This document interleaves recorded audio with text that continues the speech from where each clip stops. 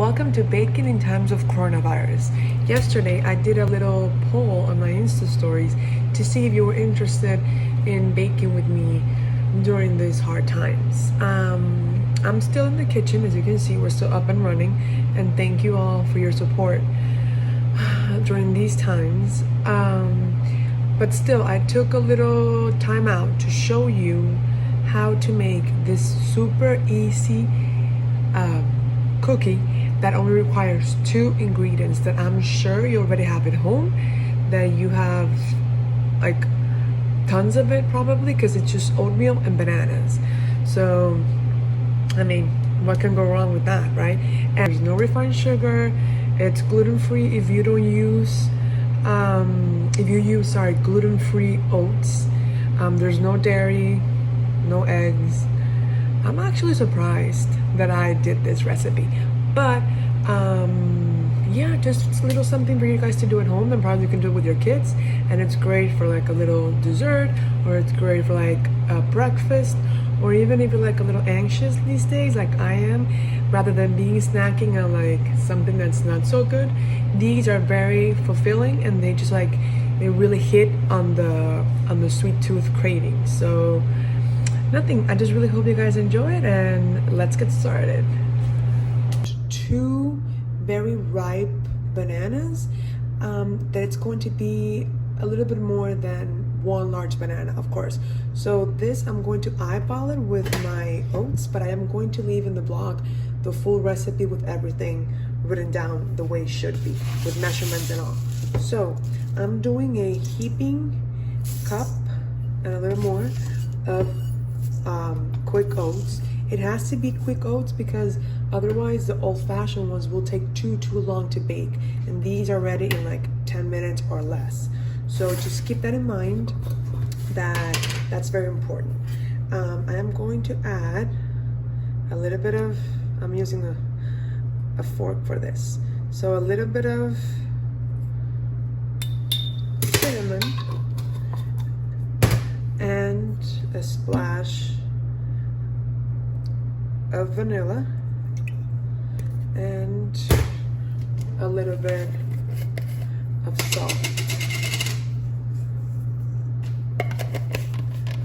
And then with a fork, I am just going to literally combine this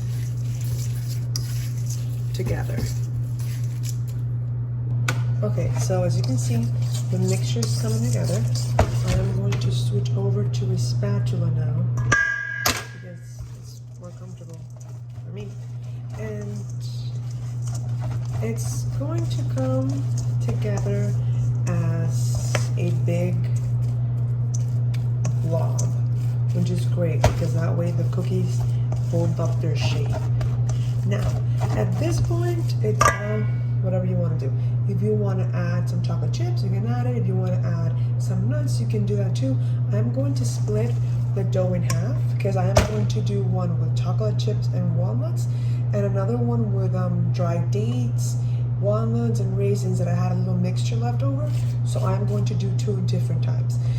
You can also leave it as is. You can add raisins. You can add a little bit more cinnamon, a little less, more spices. It's really up to you because the possibilities are endless with whatever you have in your pantry. The only thing that's crucial is that they have to be quick oats. Then for the rest, you're good.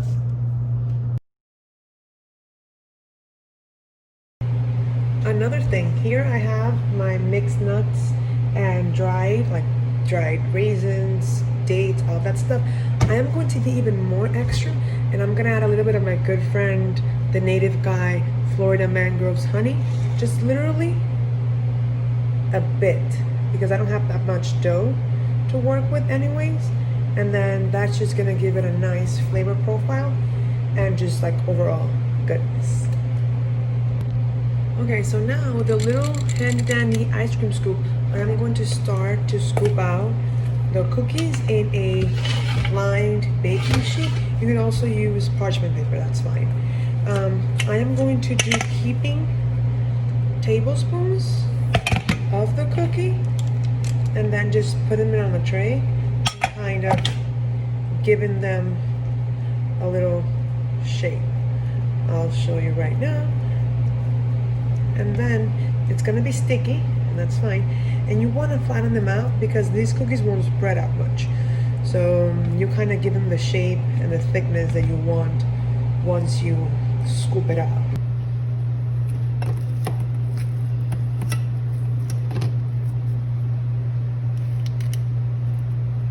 You see? With my hands, I am shaping it and flattening it how I want them to be. And then we go ahead and do that with all the cookies.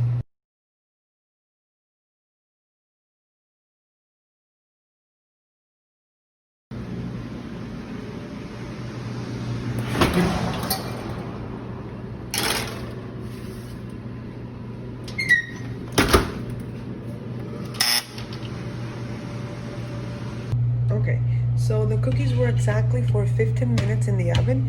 Remember, it depends on the size and the thickness that you guys make them. It also depends on your oven. So after the 12-minute mark, I would put an eye on them and just, take it from there and see how they're looking. So these are the chocolate chip ones, chocolate chip and walnuts, and and then these are the honey, walnut, and dried fruits. I'm going to try first the dried fruit and honey cookie.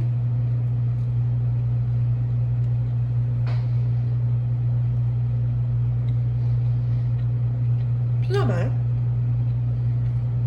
It's good, actually. Have you ever had baked oatmeal before? Me neither, but I'm assuming that if I did, it would taste like this. So that's a good. Go Nick. Go the native guy. Good one.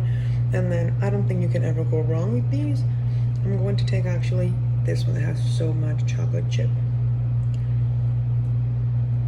Look, it looks good.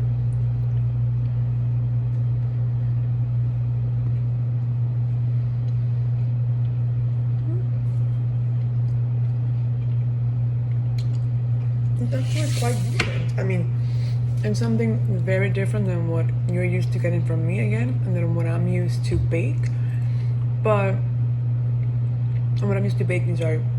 But they're actually quite good. When you're like on the go or super like anxious or you're craving something sweet, these are pretty good to make.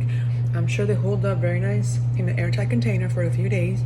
What I would do, this is my first time trying this recipe, I would add a little bit more of salt and a little more spices, whatever that is for you. Cinnamon, nutmeg, ginger, I have chocolate.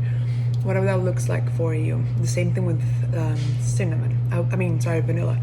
I would do a little bit more of that too, just to, bring it up, that flavor. If you don't have like very ripened bananas, you can go into my YouTube channel and see how to do that. And thank you for joining me today. It's my first IGTV video and I'm very excited. So I'll see you soon. Stay safe.